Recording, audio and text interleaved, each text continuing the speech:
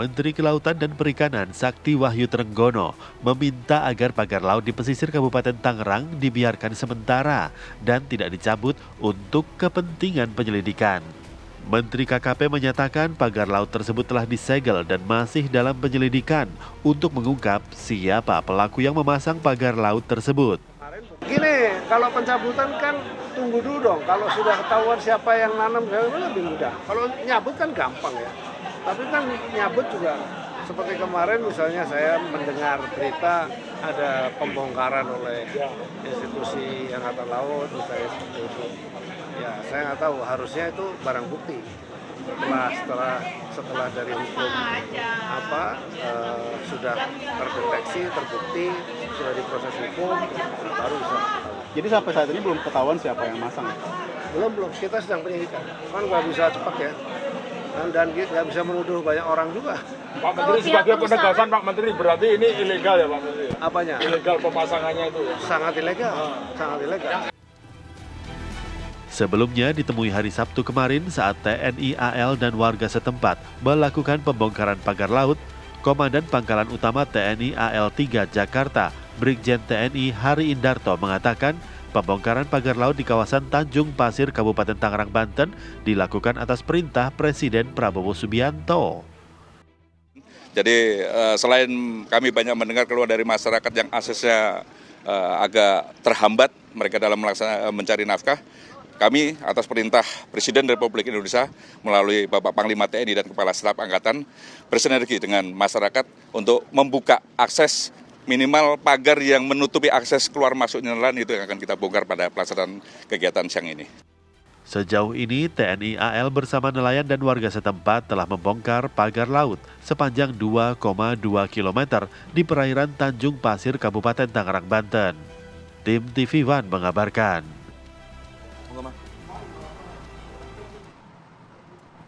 Ya pemirsa, ini terkait dengan pembongkaran pagar laut di perairan Tangerang ini sudah dilakukan beberapa hari yang lalu oleh TNI AL, kemudian ternyata belakangan Menteri KKP menyayangkan adanya pembongkaran ini karena masih statusnya dalam penyelidikan. Dan KKP masih mencari tahu siapa sebenarnya pihak yang bertanggung jawab dengan keberadaan pagar ini. Nah, kenapa ada perbedaan langkah dalam menyikapi adanya pagar ini? Kita akan memperbincangkan, tentu meminta keterangan dari pihak KKP. Sudah ada Mas Doni Ismanto yang akan bergabung via daring, staf khusus Menteri KKP bidang Humas dan Komunikasi Publik. Sudah terhubungkah Mas Doni? Selamat pagi Mas Doni. Selamat pagi. Terima kasih waktunya Mas Doni. Iya, kemudian di studio juga sudah ada Mas Mukri Friatna, Deputi Eksternal Nasional WALHI. Selamat pagi, Mas Mukri. Pagi. Ketemu lagi, Mas. Sehat ya? Alhamdulillah. Oke. Kita akan tanya dulu ke Mas Doni Ismanto. Mas Doni, kita ingin tahu kenapa ada perbedaan dalam menyikapi pembongkaran dari pagar laut di perairan Tangerang ini. Apakah tidak ada komunikasi dan juga koordinasi antara Kementerian KKP dan juga TNI Angkatan Laut, Mas? Oke, terima kasih. Ini fresh from the oven ya, saya ngomong di sini. Memang TV One ini memang selalu terdepan dalam mengabarkan berita. Jadi ini saya baru bicara ke TV One nih.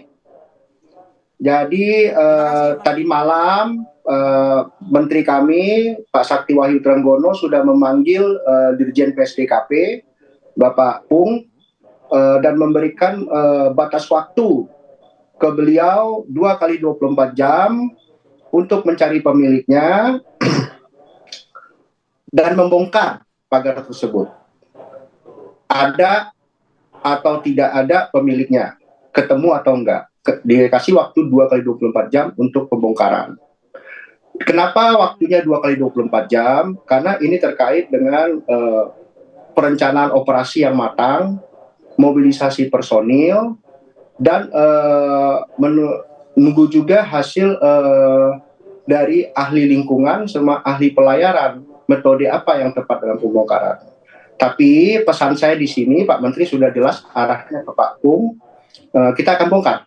Jadi nggak ada lagi polemik masalah batas waktu itu, karena memang ada proses hukum yang sedang berjalan, karena surat panggilan kan sudah dilayangkan ke pihak-pihak yang mengaku sebagai pemilik. Nah, ini kita harus hormati juga proses hukumnya. Dan Siapa dalam pihak-pihak yang dipanggil ini, Pak nanti Doni? Apa? Halo? Pihak-pihak yang dipanggil dan mengaku sebagai pemilik ini siapa, Mas Doni? Ya, itu yang ramai di media. Termasuk pengusaha kakap itu juga, Halo? Mas Doni? Saya nggak tahu apa kalau di media kan ada kelompok nelayan tuh yang ngaku-ngaku sebagai pemilik tuh. Nah, itu yang kita panggil.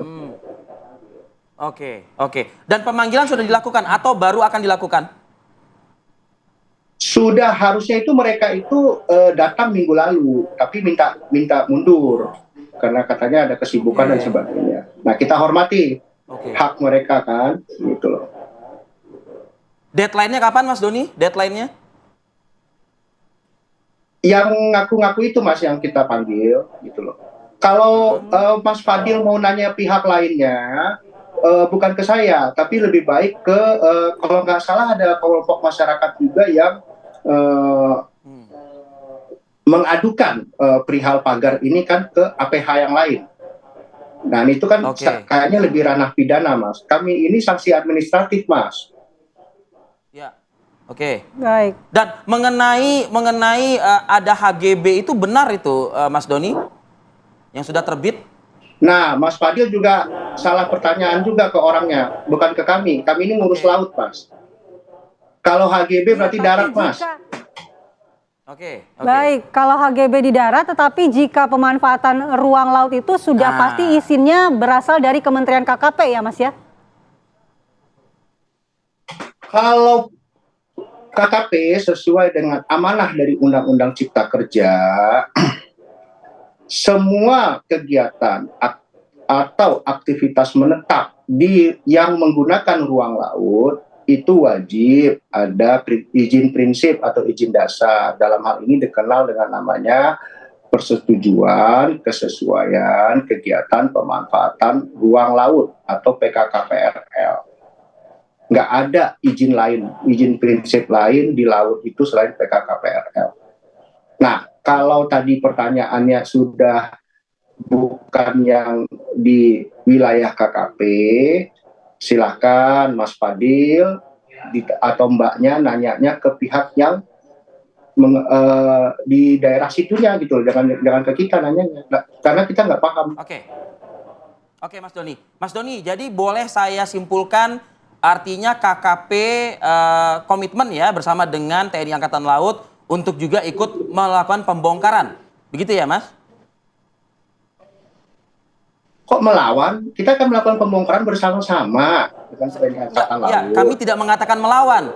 Artinya berkomitmen, Mas Doni, bersama dengan TNI Angkatan Laut untuk membongkar pagar laut. Yang kami tanyakan itu, Mas Doni. Oh iya, Mas Fadil. Oke, jadi gini. Dalam pembongkaran ini, saya tidak mengatakan KKP melawan, bakal bisa Mas sendiri, Doni. Mas. Apa? Ya, saya tidak mengatakan atau menyebut melawan. Tidak menyebut kata perlawanan kalau saya. Oke, iya. Saya mau tegaskan di sini, dalam melakukan pembongkaran nanti, itu tidak bisa KKP sendiri. Karena kan kami juga personil terbatas, armada terbatas, logistik terbatas. Kita akan mengajak semuanya yang ada di laut, Mas, dalam pengamanan laut. Itu mulai dari TNI AL, KPLP, Polairut, Bakamla, semua kita ajak berkoordinasi menjadi ini kerja bersama gitu loh. Karena memang untuk menjaga laut kita ini luas, Mas.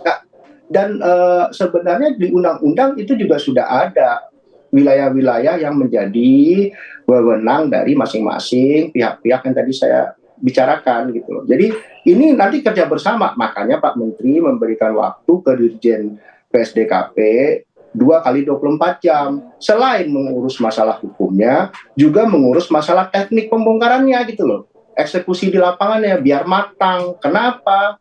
Karena untuk membongkar ini tidak mudah. Tidak mudah, Mas. Tantangannya banyak. Itu barang udah lama di dalam. Ada yang sudah katanya sudah mengeras, ada yang sudah membuat ekosistem baru dan sebagainya dan sebagainya. Dan nanti kalau Baik, terima kasih. kita bongkarnya, halo? Ya, gimana? Silakan Mas Doni. Dan nanti kalau teknik pembongkarannya tidak tepat, nanti kita kelamaan di laut, gitu loh. Ya. Kelamaan di laut juga nggak bagus, Mas. Tidak sehat bagi personil kami, apalagi cuaca lagi seperti ini, gitu loh. Jadi makanya semua harus matang. Nah ini, perencanaan operasinya harus matang. Oke. Baik. Tadi Mas Doni sudah menjelaskan bahwa KKP akan berkomitmen apresiasi untuk nih. ikut membongkar ya. Kita 2 kali apresiasi. 24 jam, siapapun mengaku atau tidak siapa yang memiliki pagar ini akan dibongkar oleh KKP dan juga berkoordinasi dengan lembaga-lembaga lainnya. Tanggapannya Mas Mukti? Ya, satu pesan ya yang perlu dicatat tadi ya, yang disampaikan Pak Doni.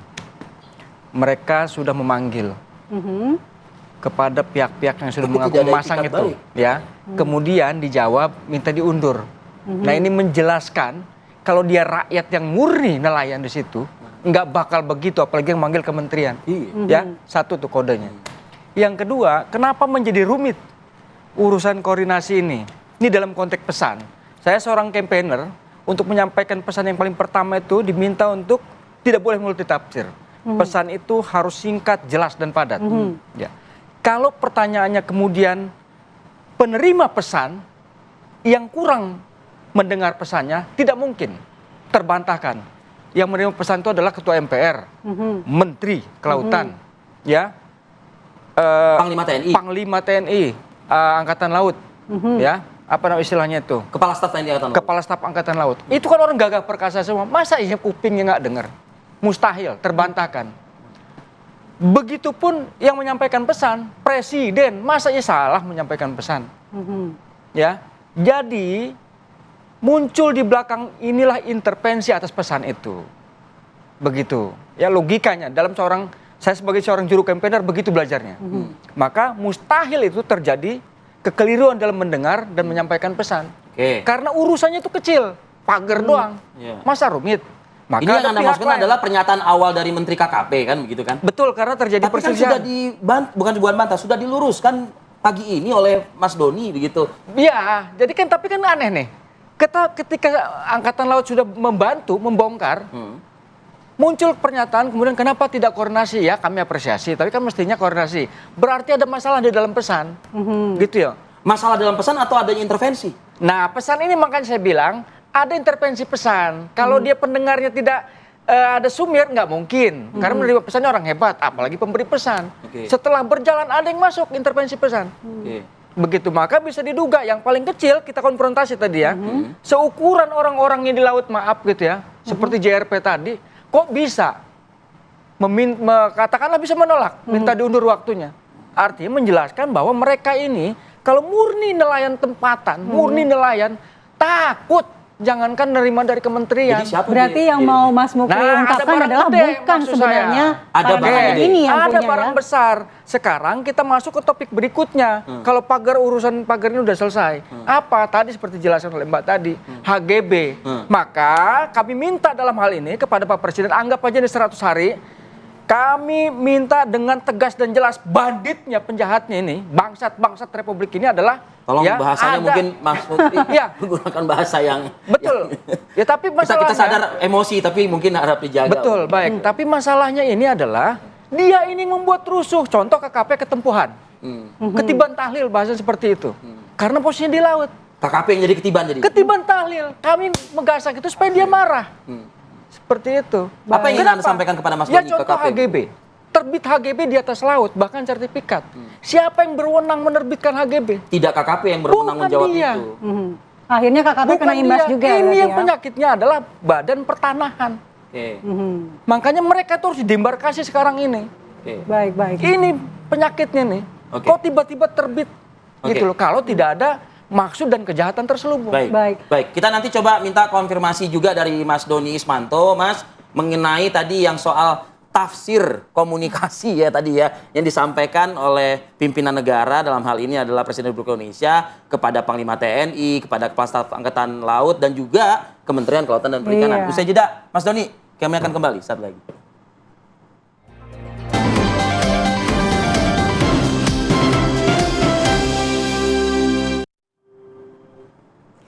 Kembali di Apa Kabar Indonesia Pagi, kita lanjut ke Mas Doni. Mas Doni mungkin bisa menanggapi tadi apa yang diungkapkan oleh Mas Mukri, bahwa kenapa terjadi perbedaan penafsiran pesan, Mas Doni, kalau sebelumnya memang diperintahkan oleh Presiden Prabowo Subianto untuk melakukan pembongkaran begitu, bagaimana dari Kementerian KKP sendiri? Ya, terima kasih. Saya udah nggak mau diskusi itu lagi ya. Kita ini mau menyelesaikan masalah, dan kita kan sudah statement tadi ya, kita akan melakukan pembongkaran dan dengan rencana operasi yang matang, dan hari ini Pak Menteri juga sama Kasal juga akan koordinasi lagi. Jadi saya nggak mau terjebak dalam yang itulah. Iya. Baik Mas Doni, berarti kita ingin konfirmasi bahwa pembongkaran ini baru akan dilakukan setelah 2 kali 24 jam jika belum ada pihak-pihak yang mengakui tidak ada itikat baik, iya, gitu tidak ada itikat baik dari pihak yang membangun dari pagar laut ini ya Mas Doni ya. Hari ini belum ada pembongkaran ya berarti ya Mas ya? Ya kan kita kan nggak bisa kita mikir hari ini bongkar terus langsung bongkar. Kita ngerahin kapal kita di mana-mana loh Mbak. Gitu loh. Kenapa makanya waktu 2 kali 24 jam? Kita kan harus koordinasi, kontak lagi. Hari ini Pak Menteri ketemu Kasal nih, ya pagi ini. Terus nanti harus kontak juga koordinasi sama Polair. Ini kita tuh maunya datang, nggak perlu sampai waktu minggu-mingguan lah, 2 hari 3 hari selesai. Mbak pilih mana? Dibongkar sekarang tapi kerjanya lama, atau dibongkarnya dengan perencanaan yang matang, dengan logistik yang efektif, efisien, armada yang cukup, nggak perlu lama-lama. Kan TV One kan juga kasihan. Saya lihat reporternya TV One waktu kemarin live pembongkaran kan, itu mana kirimnya cewek lagi, itu kasihan kan, panas-panasan gitu lama-lama di laut. Nah kita pengennya cepet gitu loh. Nah jadi kita ini pengen semuanya kerja cepat, tepat, dan terukur. Nah, gitu. Tapi kita kan sudah mengirimkan ini nih statement yang jelas. Kita akan bongkar gitu loh. Mau dia ngaku atau nggak ngaku. Kalau dia ngaku itu lebih enak lagi. Dia yang bongkar. Dia suruh bayarin dibongkar. Karena undang-undangnya ngomong gitu. Setuju juga sih kalau misalnya pihak yang bertanggung jawab itu yang membongkar, karena biayanya dia yang tanggung ya, bukan lagi negara yang menanggung biaya pembongkaran yang cukup banyak begitu karena 30 km. Mas Doni, tapi sejak penyegelan dilakukan oleh Kementerian KKP kan sudah dilakukan tentunya penyelidikan. Mengarah kemanakah penyelidikan saat ini Mas Doni? Nah ini saya luruskan ya, yang saya lihat publik itu kan lebih kepada unsur pidananya. Sementara kami itu di Undang-Undang Cipta Kerja, kami itu sanksi administratif, jadi berupa denda.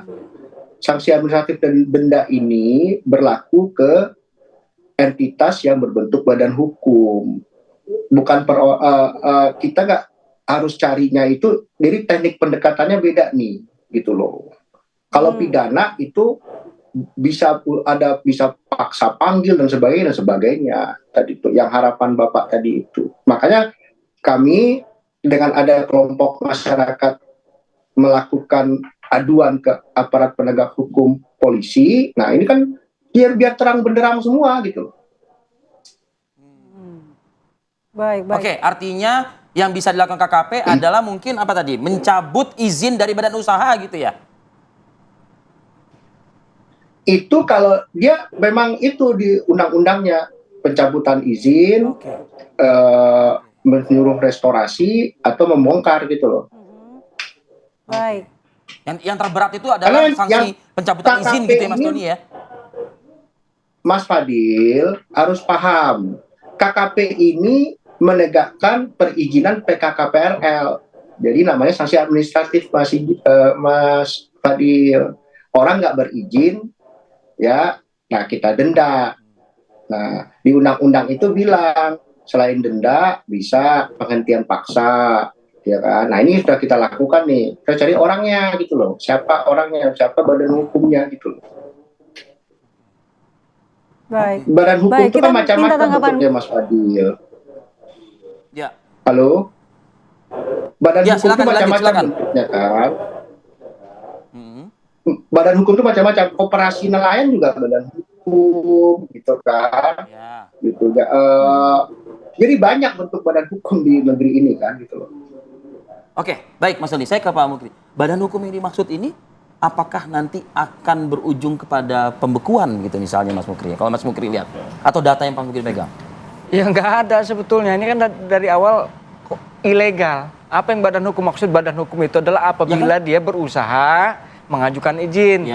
Karena di wilayah laut maka harus ada KKP BRL. Seperti itu. Ini kan nggak ada. Nah sekarang yang mau dicari adalah pihak yang memasang kan.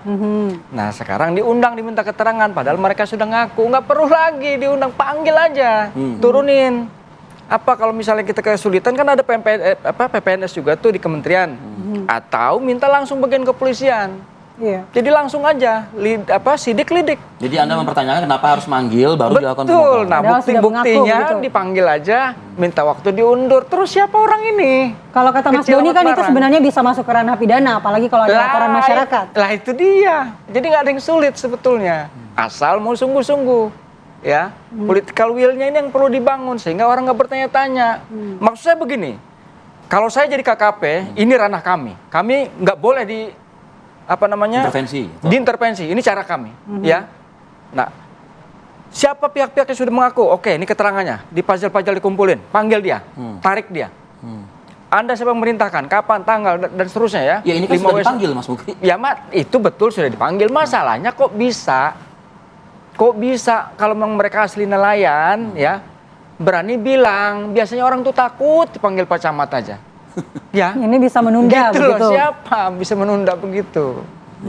Gitu makanya sudah tegaskan aja, pidanakan. Soal yang lain misalnya sanksi administratif itu urusan lain lah. Ya, tapi pidananya ini karena ini sudah disebut ilegal. Gitu. Jadi kami nggak mau juga sebetulnya ke sana karena arah kami adalah memastikan bahwa ini adalah jembatan untuk melakukan reklamasi seluas 9.000 hektar itu. Nggak mau juga kami terjebak pada receh-receh. Kalau kami makan, memang ini yang dicari supaya berseliwerannya di urusan itu. Anda melihat ini adalah embrio dari... Betul. Masa campaigner nggak bisa membaca kan nggak benar gitu. Jangan sampai kami yang terjebak makan pancing orang. Baik, tadi... Itu hilang substansinya. Substansi yang kami persoalkan adalah rencana besar berupa reklamasi seluas 9.000 hektar dengan cara mereklamasi untuk membangun tujuan kota baru. KKP tahu nggak? Ya, KKP tahu nggak? Ada, pasti tahu. Kenapa? Karena dalam peta arahan ruang, termasuk penyusunan rencana strategis zonasi pengelolaan wilayah pesisir dan pulau-pulau kecil.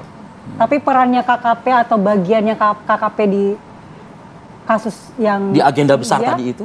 Ya, kalau itu kan sifatnya dokumen ya. Jadi dokumen. Kenapa kami pandang dia tahu KKP ini karena tidak boleh ini bertentangan dengan yang di atasnya.